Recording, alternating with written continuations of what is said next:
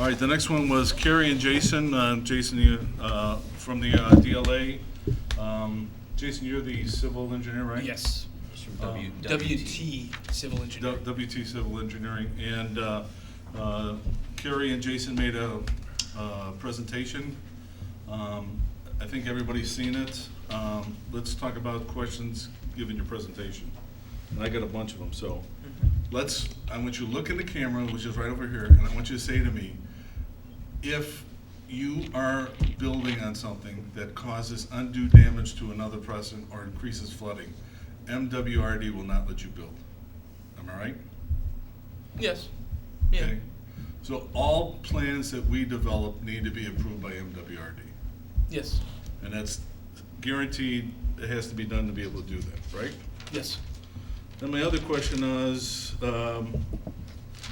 you know, you talked about drainage on this, on the west side, but on the east side, we are still getting some, with flooding and everything, some, what I call seepage or leakage and coming in through that, stuff like that. What would it cost us to look at a proposal to see if we could address that? Or is this a really big issue that we need to? Well, we did generally talk about that in the facility assessment with some options there. And I don't recall off the top of my head what the dollar amount was to you. I don't remember. But we can take a look at that. And Yeah, so if you would, I'd just like you to take a look at this, show us what would be done for these. Sure. Is that something you recommend combining with this current project, or is it something? Jason said earlier that it might make some sense. We can see what we can take. We can revisit that and see. Yeah, we'll have to see as far as to what degree. So the other thing with that east side drainage, you know how we're doing the roofs by, you know, every year we're gonna take another roof and replace it. The drainage, is there a way that we can do it in stages? And that would help us out because of lower cost and be able to do that. Let's see what my other question. My other question was, so right now, we're talking about, in your presentation, flood mitigation, focused on what's happening with the field, but also what's happening on the field is also probably affecting the surrounding area of that field, right? Yes. So what we're talking about with flood mitigation is that we're gonna, one of the proposals is look at the southeast corner of the field, building a pit, gravel pit or something that would be a retention for us, and then slowly leach out. My one question, which I didn't understand, was where does, so if it overflows, then where would the water go then? Does it go back on the field or does it go out? Where does it go out to? To Gulf Road. So it would go out in the Into sewer? the sewer in the Okay. Gulf, All right. which is where it goes now. Okay. Now, Mary Ann, can we pull up a picture of the, I just want to have one more question on drainage, because I didn't understand one thing about it. And I tried. One thing Yeah. for minutes while you wait. What if the sewer on Gulf Road is full? You keep saying go to Gulf Road, then you said the sewer is too small, and I just feel like it's a half I'm an looking answer. for the, Right. If our thing's full, the Gulf Road's probably full, isn't it? The pump. Yeah, if our detention area is full, and you said it'll flow out into the sewer on Gulf Road, what if that's full, which I assume happens, or the street wouldn't flood? Right. Oh, yeah. So that, the question that we asked in both meetings, you said it'll go into a sewer that you said is too small. Right. Okay, so let's, But the pump will force it in that direction. even if it's full? Yeah, it forcibly pressurizes and forces the water in the direction that we want to flow. So we force it into that gravel pit underground. There will be an overflow, mainly, most likely a manhole, like the top part of a manhole. Right. With a grate, and water fills up in that pit. If it doesn't infiltrate into the ground, it can come up out of that manhole lid. So it'll come out up opposite to normally how it would drain through, down, in. It would come up and out, and then from that point it can go into another manhole that's 10 feet away, and that's fine.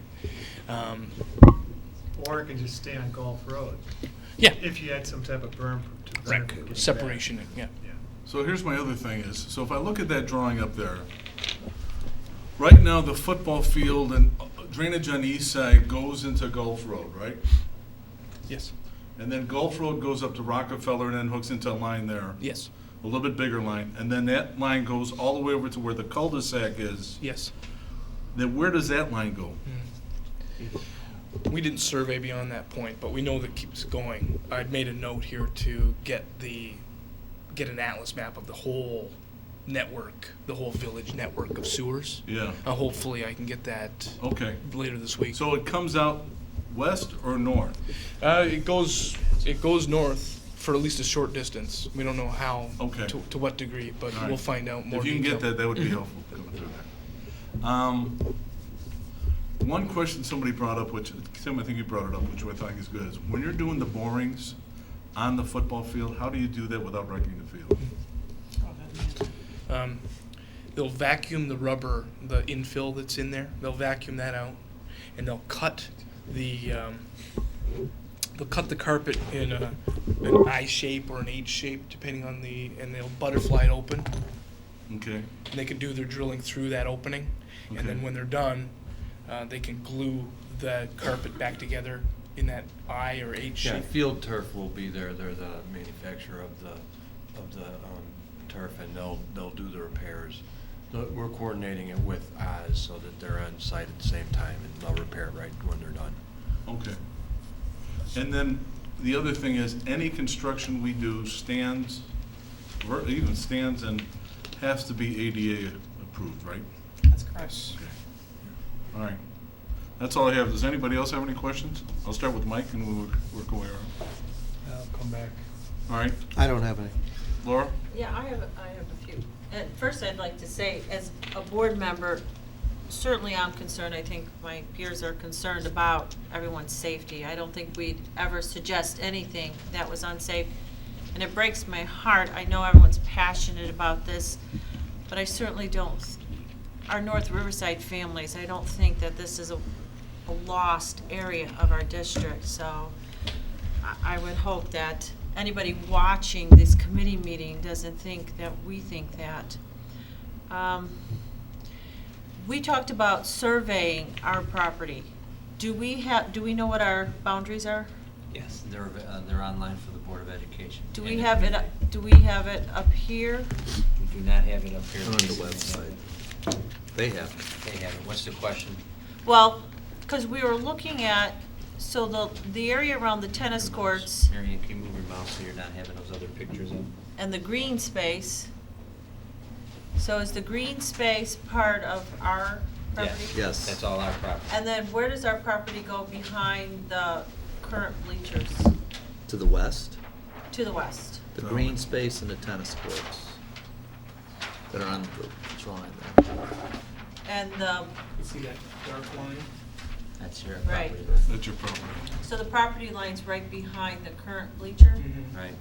Turns off left 90 degrees from about the center of the bleachers, right at the start of the Hollywood and school and driveway. So, So but. that's all our lot. But, okay, but the area, so lot 9 is what they were talking about is, what is that area that says lot 9? Where's line nine? Point to it. Right here?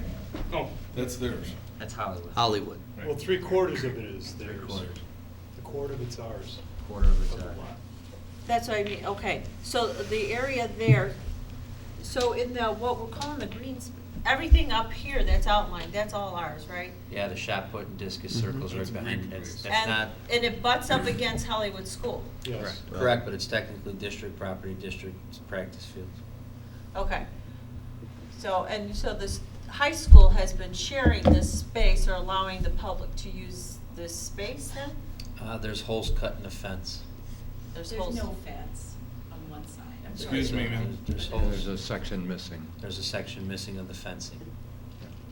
And then on the side of the driveway, there's just a gate or an opening where people can walk through. Okay, the amount of space in the, so our field and track, additional space for our field events, how does that compare with the square footage area of the tennis courts? It's larger. It's larger? Probably by, 1.5, maybe twice as large, So if we were to move our tennis courts, Kevin, as you suggest, if we were to move the tennis courts into that space, where would we have the practice area for the discus and the shot put? I'd have to see if I could negotiate using the far east corner of the fields where they don't really park any cars.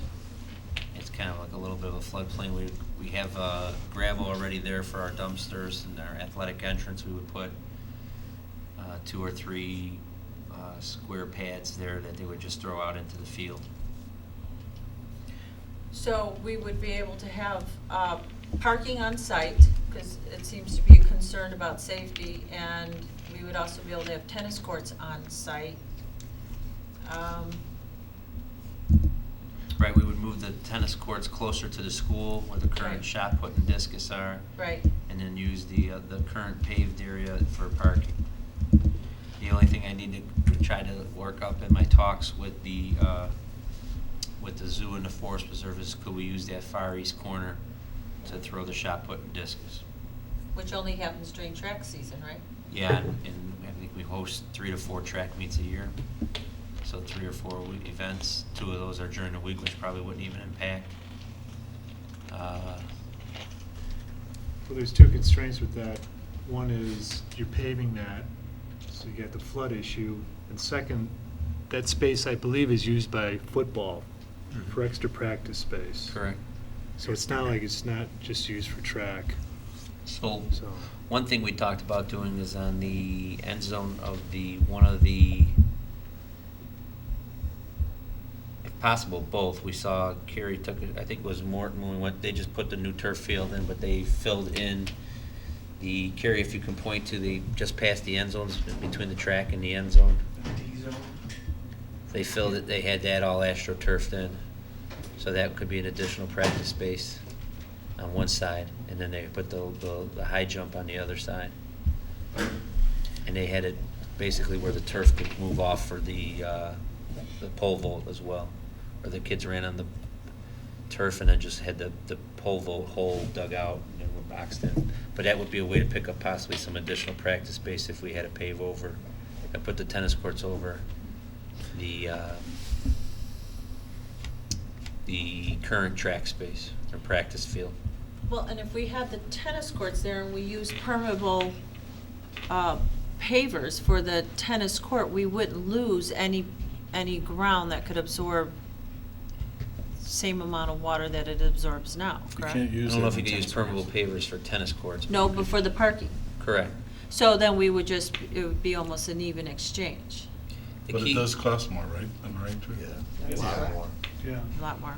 Are there any grants available for that? There are grants available. Okay. You have to Ridgewood is weigh the working on one right now. cost benefit of permeable Mhm. paving versus water retention in it. You gotta do one or the other, because you Right. have to, if you cover more of the ground, you have to retain more of the water. Well, and the MWRD would have to also approve it too, so. But even if we had to pave over it, we would still have to account for water. Right. Right. I'm So- just saying, right, I think we either should way. be cautious, like, Right. permeable parking is very expensive. Yeah. And the school's gonna have, the board's gonna have to decide after we get our numbers, are we better off having more of a drainage and pumping system below ground? Or are we better off having permeable pavement? They're both gonna accomplish the same thing. Right. So it's something that has to be weighed as part of the analysis. Again, I'm not against it, I'm just saying that we're gonna get 2 different proposals based on what the cost is probably, right, Carrie? Yeah, I don't disagree with that. Another question I had, probably for the facility committee. It seems in some of these meetings we're answering the same questions, or some of the answers we've received haven't made it out to the public. Do we have an FAQ document that we could bring up each time we have? Because we've talked about, we're not gonna have an exit onto, was it Hollywood? Hollywood, right. We've said that every meeting, and yet, each meeting, so we're not doing a good job getting those messages out. And so if we could have kind of a running list of some of these FAQs, you run out. We keep, You're being generous, Laura. well, and then, we keep, part of the tension is we have the life safety,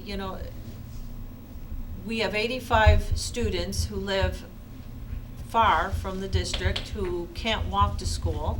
80, District 8, what are you saying? What are you talking, 85? Well, our parking issues, so every time we have these meetings, we don't hear the other side.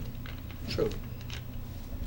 And so for those students who are on a waiting list to be able to drive to school, that's why we're having these conversations. And then a year ago, we had the tennis families come in because our tennis courts are in desperate need of replacement and repair. So in trying to resolve all these issues, I think an FAQ document and starting to get some of those things kind of resolved with some facts would help, so that we address the whole district. Okay. That's it. Any other questions? No. Jen?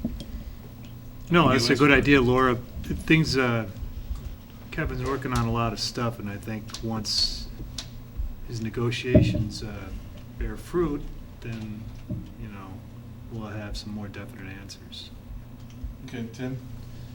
I'll just follow up a little on what Laura said. I think John said you're being generous is because we basically have had two groups of people here with the most, concern. One is the neighbors, who don't think we need parking. But to Google search is 2.6 miles to the farthest house in North Riverside over by the mall, of a kid living there. And no, the kids from those blocks aren't coming and saying, I do need parking. And the other thing is, it's not just the distance, it's also what's also involved in kids' life. If they're playing a sport where they have to practice in the morning and in the evening, or they have to get to work from here, there's various reasons why people need driving and need parking. I think as much as we tried to get some of that message out, and I think I think Kevin's done a very good job of showing, and I think he was the first one who brought it up when we had a entrance or exit ramp out initial, kind of just pie in the sky drawing on Hollywood. That got a lot of negative feedback, but nobody even thought about it. It was like, just throw something together. What are alternatives? We weren't thinking about safety because it wasn't time to think about safety. Yes, people keep bringing up because they have their own concerns and they're, trying to tug at the heartstrings. Of course, we're concerned about safety, and we show that we're concerned. We do things to concern. We put people out, security people, to watch the students, et cetera, when they're leaving. So we're also concerned about the safety of the Hollywood students. To be honest with you, I personally think if you did a traffic study, if you had more parking, there'd be less cars coming in and out of here, not more, because parents who are dropping their kids off and going back and forth, there'll be one less fourth. Just the kid driving here, to a certain extent, probably would reduce the traffic. And then, we also hear things. I asked Kevin after the meeting, each time we hear like a new idea of that we're not thinking of, how long have our softball and baseball teams been playing in North Riverside, Kevin? Long time. A long time. Couple of years. Said, have we ever had a security issue? Did any gang members ever taunt our girls softball team? No. So no, we didn't wait. We weigh safety in, but we have kids that, and we also had somebody came out originally with the tennis. What about bathrooms? What about this? What about that? And Art went and got every item that they had a concern about. The athletic department had already addressed, because we already have students that play there.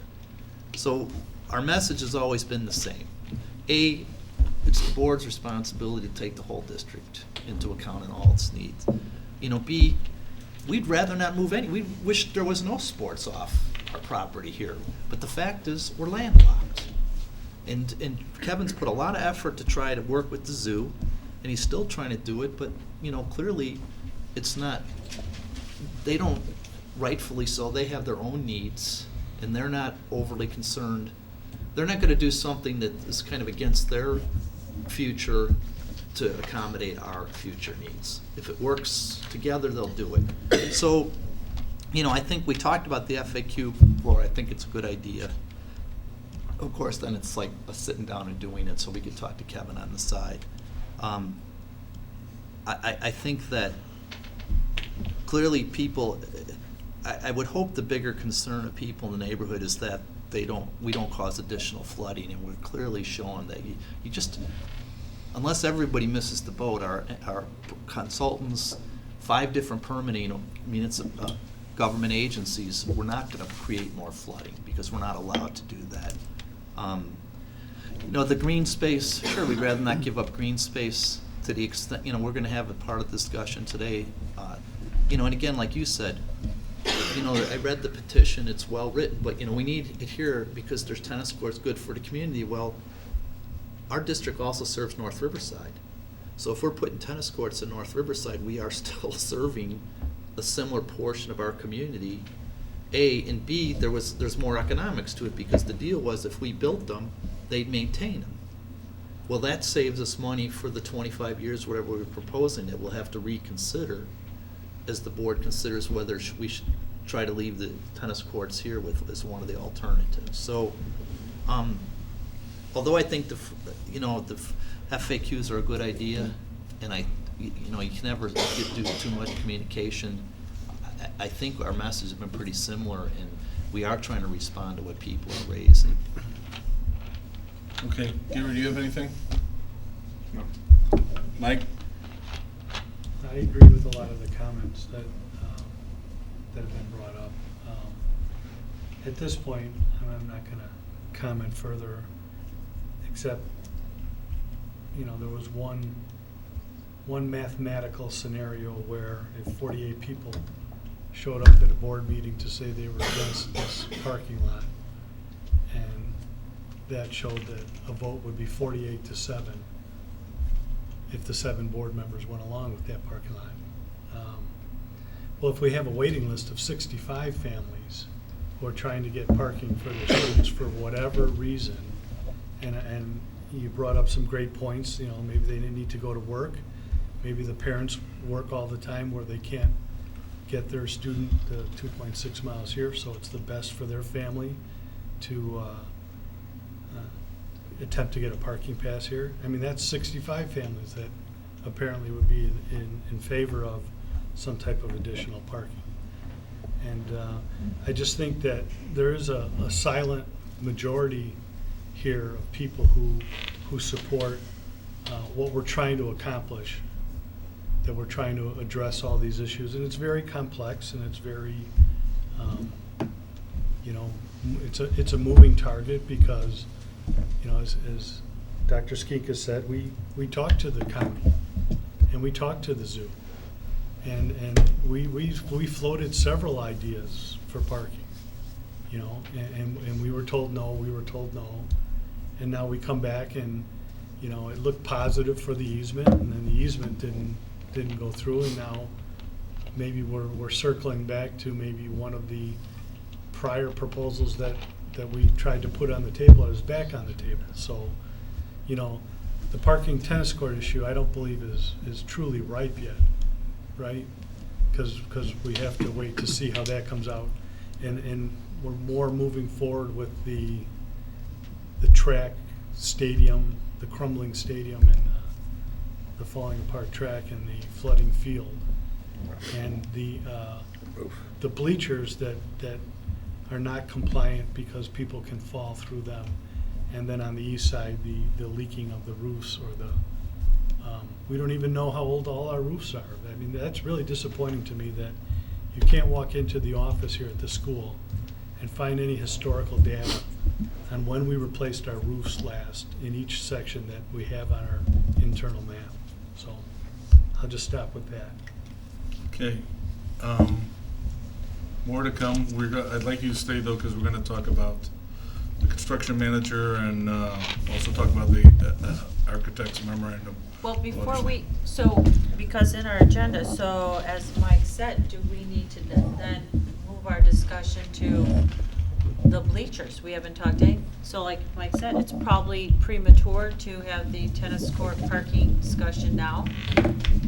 Ideas have percolated, but can we start to move forward with the bleacher and the track? So what Carrie and I have talked with the board and what I presented to the board last week, and I think Carrie touched on today, Marion, if you can go back to that picture that was just up there.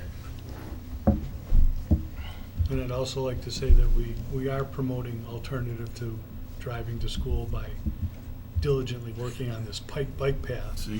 that's gonna get up to North Riverside. That's right. I think there was a visitor's comment that said, you know, we're not promoting alternative ways to get to the school. And, you know, Dr. Skinkis and I have been working truly hard on trying to get that piece of something done. So Laura, if you look at the picture that's up there, basically the gray box with the tennis courts or parking lot are the only thing, but anything else that's on that drawing, the track, visitor bleacher, home bleacher, concession stand, and locker room building, we can get moving on all that. At least to where we can start with the board, start narrowing down decisions of square footage of locker rooms. Do we want it attached to one building? Do we want two separate buildings? Do we want to decrease the size of the bleachers?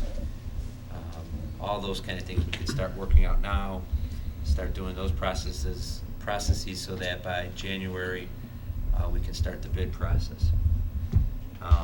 That would give me a window of time this fall to get a final plan and a recommendation to the board on how we proceed with parking and tennis. We were, at some point, in our original conversations, we were going to try to, the reason Mike and I have been, we knew that these repairs needed to be made, and Mr. Welch and I were meeting with the county on the bike path, so we had a couple of additional meetings to where we would talk about parking. And the goal was to try to get an answer from the county this summer at the latest, if not early last spring, so that we can maybe get if we had to move the tennis courts off-site, we could have started that this fall where our girls played here. That obviously has not occurred. And we're kind of basically running out of time, if not already ran out of time to do any work this fall in the event we need to move the courts. So that basically has bought us another month or two of trying to finalize communication with the Forest Preserve, come up with a plan, get something passed between our board and the county board, which who knows how long that will take, so that by January 1 we can have a master plan to start moving. And if we could keep the tennis courts on site, that would be great. Carrie and I have talked about this on multiple occasions. It will be best, it will be our largest cost savings would be keeping the tennis courts on site, keeping all the project focused in one area. Because then you don't have a contractor and people going back and forth to two sites, and you don't have people bidding on a job that then they're driving back and forth, and time loss and material loss, etc. So I just don't know if we're gonna have the room, and I'm trying to figure out some things with the Forest Preserve. You know, their ears seem to perk up when we said if in the event we build a tennis court a parking lot where our tennis courts are, there may be some opportunities for you to use that on weekends or special events when the school's not using it. That's additional parking that they need. So that might serve as a bargaining chip in these discussions. I can't see the future how they will go, but. Well, we'll wait till we hear. I have one last question.